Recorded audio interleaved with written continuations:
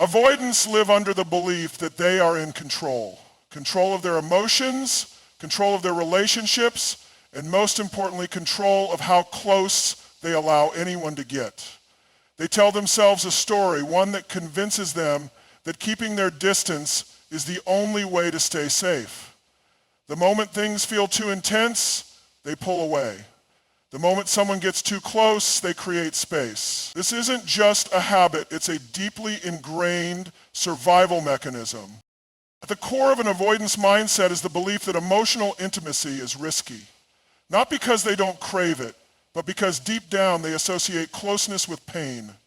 Maybe they learned early on that vulnerability led to rejection. Maybe they experienced love as something conditional, something that could be taken away the moment they let their guard down. So instead of leaning in, they lean out. Instead of engaging, they withdraw. It feels like a choice, like they're calling the shots. But the truth is, they're operating from fear, not power. This illusion of control gives them a false sense of security. It makes them feel like they can dictate the terms of the relationship. They decide when to text back, when to engage, when to pull away, and when to return. It's a push-pull dynamic, and to them it works until no contact is introduced. No contact shatters this illusion. Suddenly, they're no longer in the driver's seat. The ability to come and go as they please is removed. The person they expected to always be there, waiting, hoping, holding space, is gone. The power dynamic they once relied on disappears in an instant. And this is where the avoidant starts to feel the walls closing in. Without contact, they lose the ability to control the emotional narrative. They can't breadcrumb their way back in with a casual check-in. They can't maintain the illusion of connection while keeping emotional distance. They can't test the waters to see if they still have access to the person they pushed away. The safety net they always assumed would be there is suddenly cut, and for the first time, they have to sit with the consequences of their own avoidance. At first, an avoidant might convince themselves that this is exactly what they wanted. They may even feel relieved. No pressure, no expectations, no emotional weight to carry. But over time, something shifts. The silence that once felt like freedom starts to feel like a void. The distance that once felt like safety starts to feel like isolation. The control they thought they had was never real. It was an illusion built on the assumption that the other person would always be available. This realization doesn't happen overnight. Avoidants have spent years, sometimes decades, reinforcing the belief that emotional distance equals strength. They pride themselves on their ability to detach, to compartmentalize, to shut down when things get too intense. But what happens when the person they shut down on is no longer there? What happens when there's no opportunity to reconnect on their terms? No contact is a mirror. It forces them to see the reality they've been avoiding, that their need for control has only led to disconnection. That by keeping people at arm's length, they haven't protected themselves, they've only ensured their own loneliness. When an avoidant loses control of the situation, they experience something they've spent their whole life running from: uncertainty. They don't know what the other person is thinking. They don't know if they'll ever get another chance. They don't know if the bridge they burned can be rebuilt. And this lack of control is terrifying. Some avoidants will fight this feeling. They'll convince themselves they never cared in the first place. They'll double down on their avoidance, numbing themselves to the discomfort. But others, those who are willing to be honest with themselves, will begin to see the truth. They'll start to recognize that their need for control was never about strength, but about fear.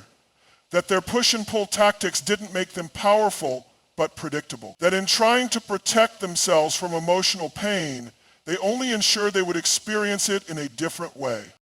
The most dangerous part of the illusion of control is that it tricks the avoidant into believing they are always one step ahead. They assume they can pull away and return whenever they choose. But when no contact is in place, they come face to face with a reality they never prepared for. What if the person they left behind isn't waiting? What if for the first time they're the one left in uncertainty. What if they lost something they can't get back? The moment they start asking these questions, the illusion begins to crack. They start to realize that control was never real, that emotional distance didn't make them immune to pain, that avoiding intimacy didn't prevent them from getting hurt, it only delayed the inevitable, and that maybe, just maybe, the walls they built to protect themselves were the very things keeping them from what they truly wanted all along. Avoidants are experts at convincing themselves they don't need emotional connection. They pride themselves on their independence, their self-sufficiency, and their ability to move on without being affected. On the surface, they seem unbothered. They tell themselves, and others, that they prefer distance, that relationships feel suffocating, that they're happier alone. They've spent years, even decades, reinforcing this belief. But deep down, an avoidant has the same fundamental human need as everyone else, the need for connection, for intimacy, for emotional closeness.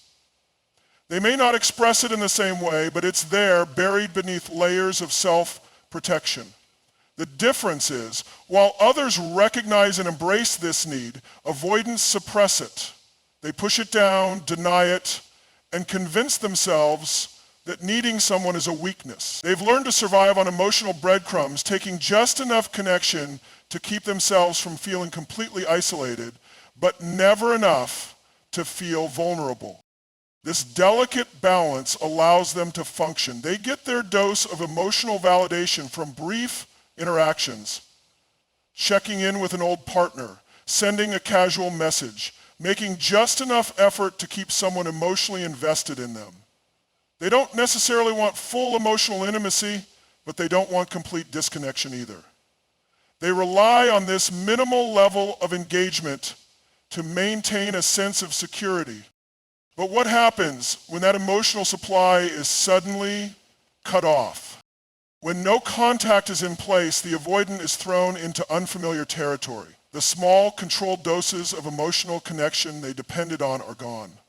The reassurance that someone is still there, still waiting, still holding space for them, vanishes. At first, they may not even notice.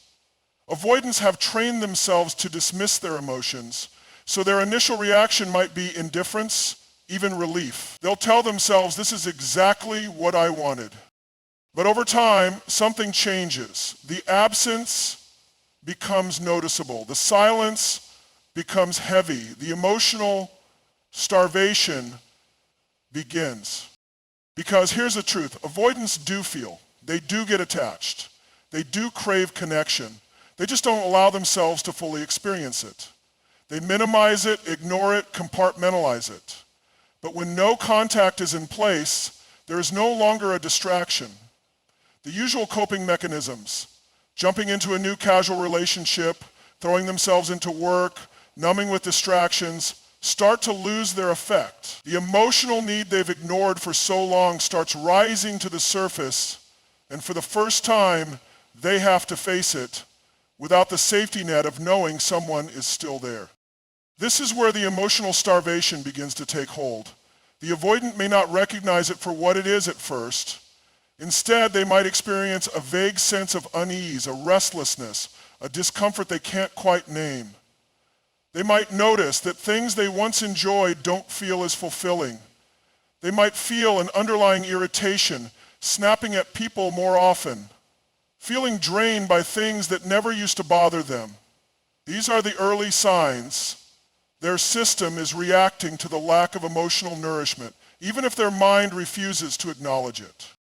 As time goes on, this emotional starvation becomes harder to ignore. They start to feel an emptiness that wasn't there before, a hollowness that distractions can't seem to fill. They might start thinking about the person they pushed away more often, replaying past interactions, questioning their own choices. They may even begin rationalizing ways to re-establish contact, not necessarily to reconnect in a meaningful way, but just to get that small hit of emotional validation they've grown accustomed to. A simple check-in, a social media like, a casual hope you're doing well message. anything to break the silence and reassure themselves that the connection isn't completely gone. But when no contact remains firm and they receive nothing, no message, no response, no sign that the other person is still emotionally invested, the starvation intensifies. The avoidant starts to realize that they are truly alone in a way they never expected. The usual emotional coping mechanisms aren't working. The self-imposed isolation isn't giving them the peace they thought it would. The walls they built aren't protecting them. They're suffocating them. And this is where the real challenge begins. The avoidant now has a choice.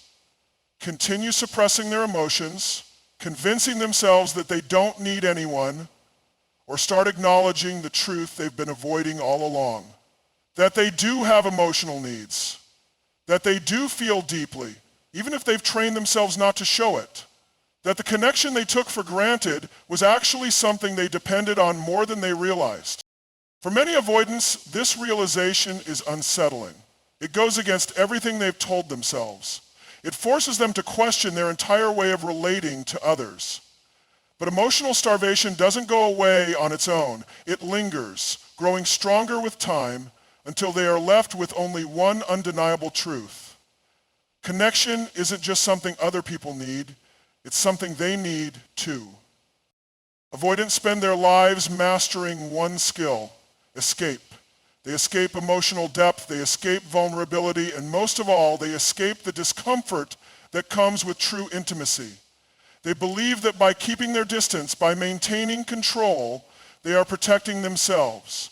But what they don't realize is that their entire identity is built around avoidance, not strength. They operate under a system that allows them to feel safe.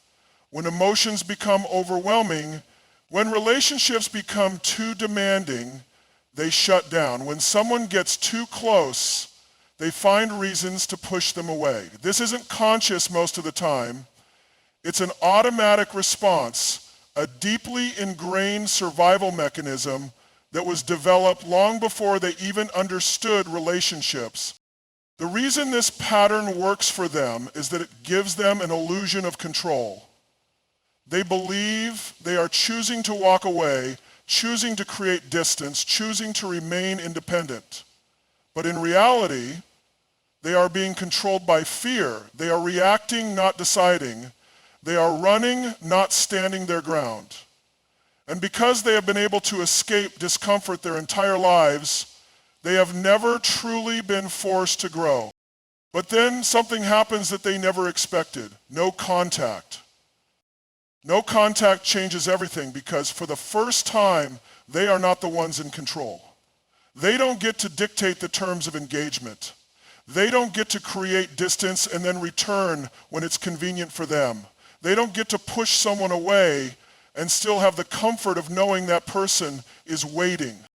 And this is where the real test begins. Avoidants rely on avoidance because it has always worked. But when they are met with true silence, when the person they expected to still be available is gone, they are forced into a situation they have never faced before. They have no way to escape the discomfort this time. The usual tactics, distraction, rationalization, denial, don't seem to be working the way they used to. This is what I call forced growth. Growth that happens not because they want it, but because they have no other option. At first, the avoidant doesn't even recognize what's happening. They tell themselves they're fine. They convince themselves that this is what they wanted all along. They throw themselves into work, hobbies, new relationships, anything to maintain the illusion that they are unaffected. But then something starts to shift. The silence they once found comforting starts to feel oppressive. The space they thought they needed starts to feel empty. The absence of the person they pushed away begins to feel more like a loss than a relief. At first, they fight this realization. They double down on their old patterns. They try to convince themselves they never really cared, that the connection wasn't that deep, that they are better off. But no contact leaves no room for delusion. It strips away the distractions. It forces them to sit in the very thing they've spent their entire lives avoiding, discomfort. And discomfort is where true growth begins. For the first time, the avoidant has to confront their own emotions without an escape route. They start to feel the weight of their decisions. They begin to recognize patterns that once seemed invisible to them. They realize that their so-called freedom has actually been a prison. They experience emotions they never allowed themselves to feel before. Regret, longing, self-doubt. They start to ask themselves questions they never asked before. Why do I always push people away when they get close? Why does distance feel safer than intimacy? Why do I keep ending up in the same cycle? And the hardest part, for the first time, there's no one there to save them from these thoughts. No one is reaching out to check on them. No one is giving them an easy way back in. The safety net is gone. They are alone with their emotions, forced to sit in the very feelings they have been running from their entire lives. This is the breaking point. For some avoidants, this is where they shut down even further. They refuse to engage with the discomfort, burying themselves even deeper in avoidance. But for others, those who are ready to grow, this is the moment where everything changes. This is when they realize that running has never actually worked, that the problem has never been other people, but their own inability to face emotions head on.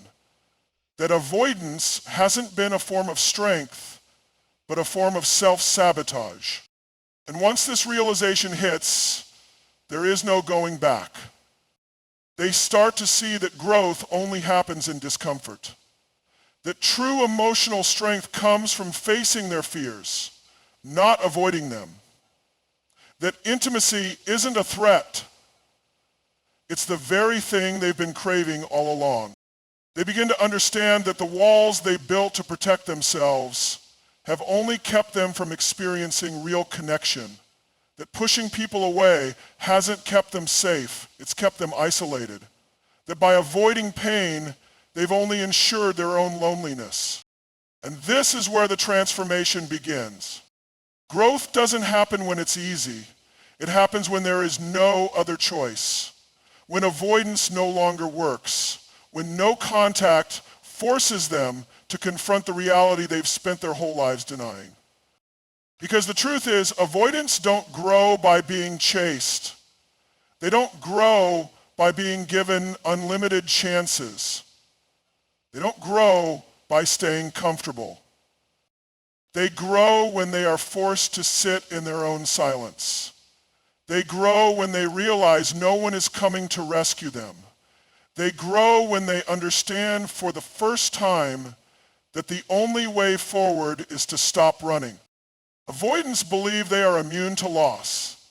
They have trained themselves to detach, to move on quickly, to rationalize their way out of emotional pain. To them, relationships are like stepping stones, something to experience, but never something to fully depend on. They tell themselves that if something ends, it was meant to end. If someone leaves, it was for the best. If emotions arise, they can be buried, dismissed, or numbed. This mindset makes them feel invincible. They assume they are different from others, that they don't form attachments in the same way, that they don't experience heartbreak like everyone else. And for a while, this belief holds. It allows them to walk away without looking back. It gives them the illusion that they are in control. But there is one thing avoidants never truly prepare for. What happens when they lose someone for good? No contact introduces them to something they never expected, the weight of true loss. Not the temporary surface level loss they are used to. Not the kind of loss that can be fixed with a casual text, a breadcrumb of attention, or a moment of nostalgia. This is a different kind of loss. Permanent, undeniable, and deeply unsettling. At first, the avoidant doesn't feel the weight of it. Their default response is to minimize, It's fine. It was for the best. I didn't need them anyway. They distract themselves, telling themselves that if enough time passes, the feeling will fade, just like it always has. But something is different this time. They reach for the comfort of their usual coping mechanisms, but they don't seem to work as well as before. They go to text, only to realize the other person isn't there. They scroll through social media, looking for a sign that they still matter, but they find nothing. They assume that when they are ready, they can return, only to realize that door has closed. And that's when it hits them.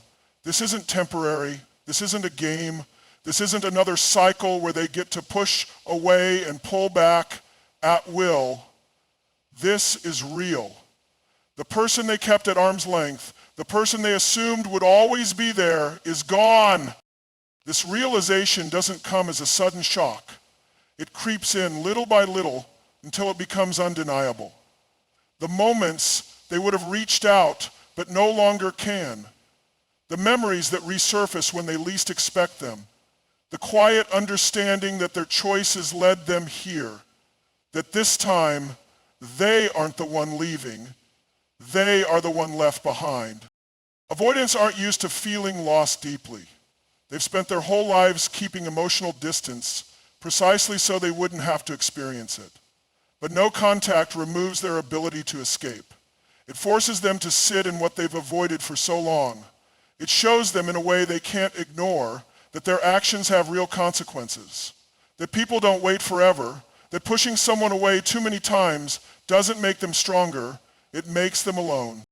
The weight of true loss doesn't just affect them emotionally, it affects them physically. They might notice a heaviness they can't shake, a restlessness that doesn't go away.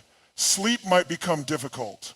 Their mind becomes preoccupied with thoughts of the person they once dismissed. The emotions they buried begin to rise to the surface, demanding to be felt.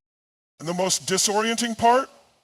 The realization that they did care, that they were attached, that their emotions were always there, waiting beneath the surface. The very thing they thought they were immune to, the pain of losing someone significant, becomes the thing they now have to face head on. At first they fight it. They try to reason their way out of it, telling themselves they're just feeling nostalgic, that they're just going through a phase, that if they ignore it long enough, it will fade. But no contact ensures that the loss is felt in full force.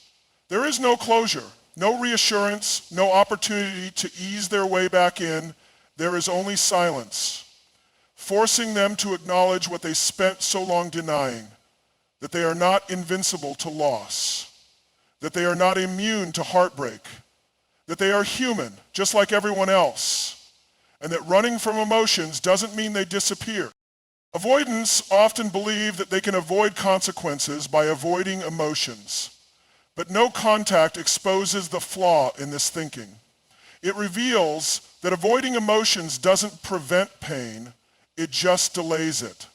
And when the pain finally arrives, it comes with full force, demanding to be acknowledged. This is the point where many avoidants start to reconsider everything. They begin to question their belief system, their patterns, their choices. They start to see that keeping people at a distance didn't protect them. It only ensured that when they finally did feel loss, it would be overwhelming. And for the first time, they have to sit in the full weight of that realization. Avoidants live in a carefully constructed illusion. It's a reality they've built over years, sometimes decades, to protect themselves from the very thing they fear most, emotional vulnerability. This illusion tells them that they don't need deep connection, that relationships are burdensome, that dependence is weakness. It convinces them that they are in control, that they are different, that they can move through life without ever truly needing anyone. But no contact introduces something they never accounted for, the collapse of that illusion. At first, when the avoidant experiences no contact, they don't feel the impact. They may even feel relieved. The silence gives them a false sense of validation. See, I was right, I didn't need them, I'm fine. They go about their routine, focusing on work, hobbies, or fleeting distractions. If anything, they see the distance as a confirmation of their self-sufficiency. But something begins to shift. What they once believed was a solid foundation, this idea that they are perfectly content alone, starts to show cracks. The distractions aren't working like they used to. The thrill of moving forward without emotional entanglement doesn't feel as satisfying. The sense of relief begins to erode, replaced by a feeling they can't quite name. This is the beginning of the illusion falling apart. Avoidants have spent their lives convincing themselves that detachment is a form of strength. They've built an identity around it. They take pride in their independence, in their ability to walk away, in the refusal to need others the way they believe others need them. But when no contact remains unbroken, when there is no response, no attempt at reconnection, no validation that they are still in someone's thoughts, the illusion weakens. Because deep down, an avoidant isn't actually free from attachment. They aren't immune to emotions. They don't truly walk away without feeling anything. They just suppress, delay, and rationalize until the feelings become distant enough to ignore. But no contact removes that ability. For the first time, they are left with the undeniable truth: I do care. I did feel something. I did lose something real. This realization doesn't come all at once. It seeps in slowly, in unexpected moments. The times they catch themselves thinking about the person they pushed away. The moments when silence feels heavier than they expected. The sudden waves of memory, conversations, shared laughter, the presence of someone who was once there but no longer is. And as these moments build, so does the understanding that their beliefs, the ones that told them they were better off alone, might not have been as true as they once thought. The avoidant illusion collapses under the weight of experience. For so long, they assumed they could always return, that if they ever felt the need to reconnect, they could, that the person they distanced themselves from would always be there, waiting, available, but no contact forces them to confront a terrifying reality. Sometimes people do move on. Sometimes pushing someone away doesn't lead to them waiting, it leads to them leaving permanently. And when that happens, when they finally recognize that the door is truly closed, something inside them begins to unravel. They start to question themselves in ways they never have before. Why do I always push people away when I start to feel close? Why do I tell myself I don't need connection when I clearly feel this loss? What if I've been wrong this whole time? These are questions they've avoided their entire lives. Questions they have never needed to ask because their illusion shielded them from ever reaching this point. But now, there's no escaping them. At first, the mind resists. It fights to hold on to the old narratives. It tries to reaffirm the belief that this is just temporary, that they'll get over it, that it's just a passing discomfort. But with each day that no contact remains firm, the truth becomes harder to deny, because this time they can't rationalize their way out of it. This time, they can't rely on the comfort of knowing someone is still there. This time they are truly alone with their thoughts. And in that solitude, something else emerges. An awareness that maybe, just maybe, they've been avoiding more than just relationships.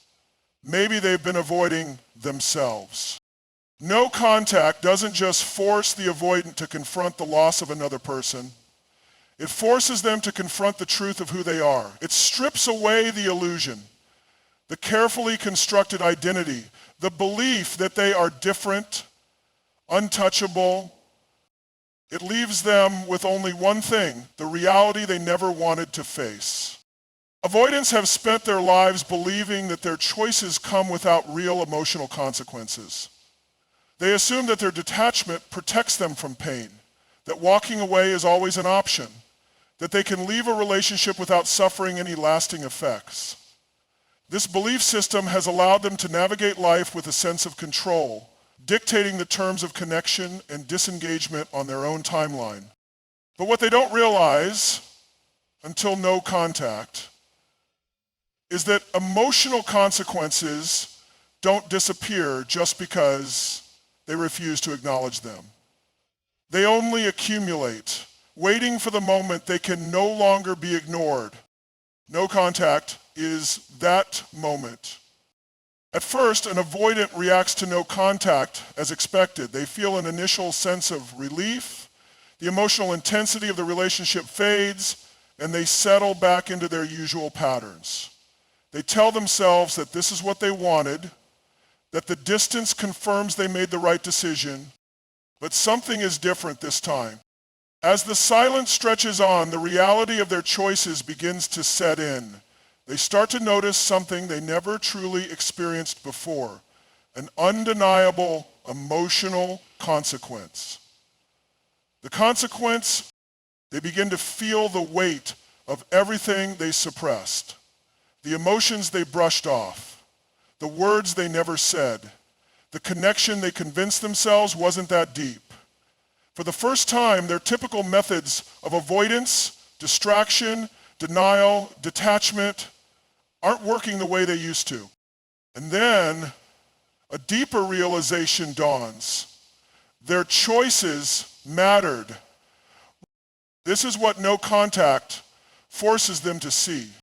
Every ignored message, every moment they withdrew, every time they pushed someone away, it all added up. Their behavior wasn't just about them. It had real effects on another person. It shaped the dynamic of the relationship. It caused pain. And now, that person is gone, not because of some random circumstance, but because of their own repeated actions. This realization is disorienting.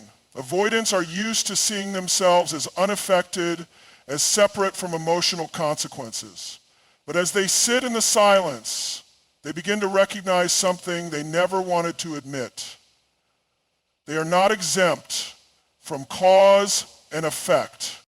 For so long, they believed they could avoid responsibility in relationships by avoiding emotional depth.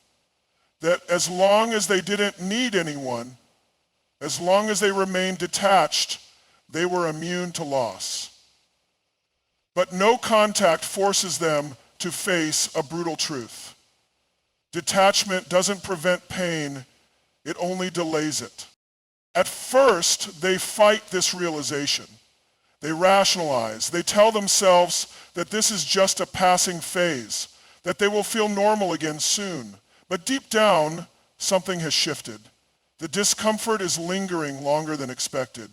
The thoughts of the person they pushed away aren't fading. The usual methods of escape aren't working.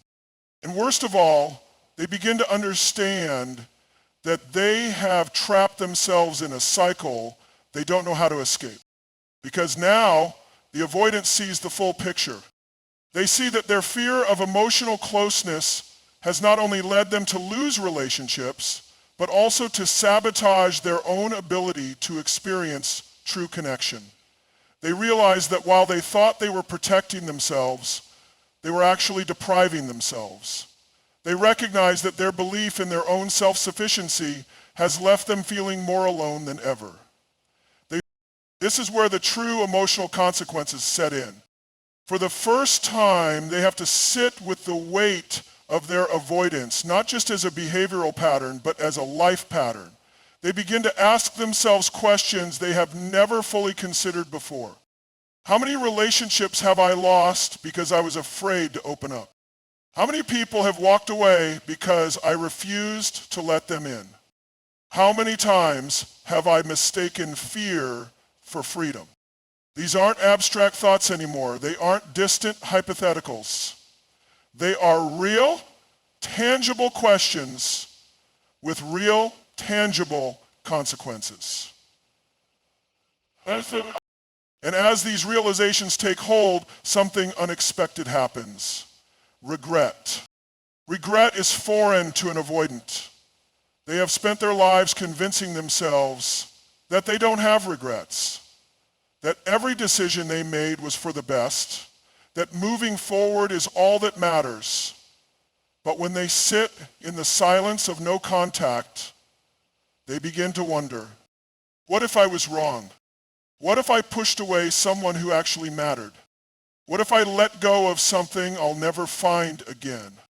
This is the moment when no contact does what nothing else could. It forces the avoidant to confront the reality of their own emotional world. It shows them, in a way they can no longer ignore, that avoidance has not spared them from consequences. It has only ensured that those consequences hit them harder when they finally arrive. They are no longer just losing relationships. They are losing opportunities for genuine connection. They are losing parts of themselves that they never allowed to fully develop. They are losing the chance to experience the depth of love, trust, and intimacy that they once told themselves they didn't need. And for the first time, they have to ask themselves the most important question of all. Is this the life I want to keep living?